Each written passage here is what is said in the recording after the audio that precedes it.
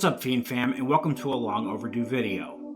I want to take a second to thank each and every one of you. It's been a rough road, and I truly appreciate the fact that you have stuck with me during this time.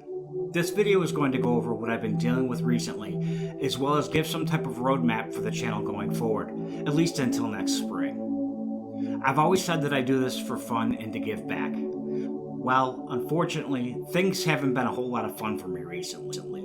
As most of you know, I was in a wreck on June 24th at 2:51 p.m. I'll never forget that date and time as long as I live. And the road to recovery has definitely had its ups and downs. While I'm making progress with regards to flexibility and strength of my wrist, I still have quite a bit to go. One thing I'm noticing is that with the cooler weather and when it rains is that I'm getting more pain than I usually have. Intermittent shooting nerve pain has been the norm, but the extra dull aching pain has definitely not been fun. The other part that few people talk about after a wreck is the mental portion of healing. Aside from the initial video discussing the accident itself and thanking everyone for the outpouring of support, I really haven't felt like making videos. I think I forced myself a little in order to some of the videos following that one out, and it really made my mood swing back hard in the opposite direction. I haven't even really watched much motorcycle content on YouTube in the last 2 months, as it has made me even more aware of the situation that I'm in. It's been hard. Watching other people go on awesome trips this summer and into the beginning of fall made me long for the opportunity of being on two wheels even more than I expected.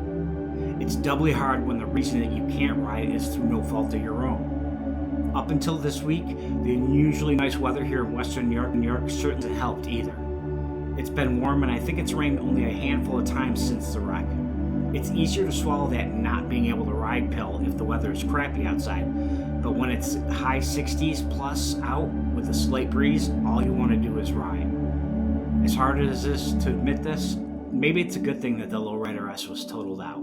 The last thing I need right now is to be tempted to ride a bike that I have no business being on. Frankly, I'm not sure I'd be able to properly handle a Grom at the moment, let alone a near 700-pound Crown Cruiser 800-plus pound touring bike. I've always been open about my journey so far, and this video is no different. While I can't go too much into specifics, I can say that the situation surrounding my next bike is very much up in the air. Because we want to get a true long-term prognosis of where my will be and any lingering issues, we're unsure of when we're going to submit anything to the at-fault driver's insurance. Then, of course, will come the inevitable back and forth with the insurance company, and who knows how long that will take. The other part of it is that I'm losing the garage that I used to store my bike in. While not a huge prerequisite for owning another bike, the thought of keeping a bike outside here in the winter, even with a great cover, doesn't exactly thrill me. I'd also prefer to have somewhere to keep it during the warmer months as well, because you never know what can happen. Mrs. Fiend and I have been talking about the possibility of moving to a new home for a few years now, and while it's definitely a good thing, depending on the situation, it might necessitate me waiting longer than I planned to with regards to getting another bike. So depending on how things fall down, I may not be able to start seriously looking at bikes again until later in 2022 or even 2023. That's a major bummer, to say the least. Another thing that I occasionally wrestle with is the thought of riding again altogether. I know I will. I enjoy it too much to give it up. But there's been more than a few times where I've had a sudden panic attack while out driving and some cager pulls a boneheaded move. Things are still very fresh in my mind, and I have some time to work things through though. I know that there's definitely going to be an adjustment period at first once I'm able to get back on too, much like starting to learn all over again. I can see myself going out for a few small rides around the neighborhood to get acclimated, especially if I end up with a bike other than another Lowrider S. Speaking of which, that's another thing weighing heavy on my mind. While I'm definitely a fan of the bar and shield, there's a part of me that really wants to make sure that I truly get the right bike for the kind of riding that I want to do in the future, even if that means not going with something from the MoCo. Part of me feels drawn again to the thought of another Lowrider S, but my trip to VAM showed me that the Softail line might not be the best choice for long-distance touring that I want to start doing in the future, whatever that may be.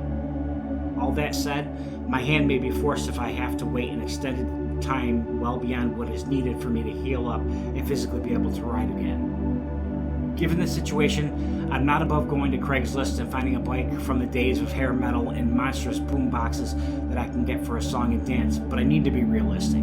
I don't have a garage locally to work in. My tool game is pretty weak at best right now, and my experience working on bikes is virtually non-existent. Doesn't mean I can't get lucky like Shade Tree Surgeon and find an older metric bike for the time being. I'm definitely not giving up, but I'm also trying not to get in well over my head.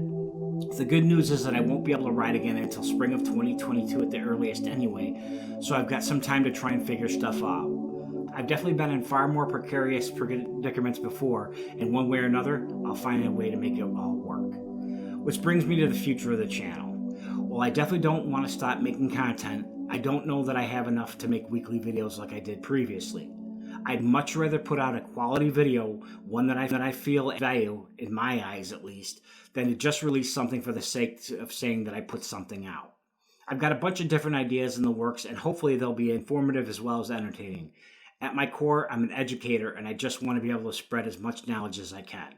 Again, thank you to each and every one of you for sticking with me. Know that it means so much to me, and I will endeavor to continue to create content worthy of your time.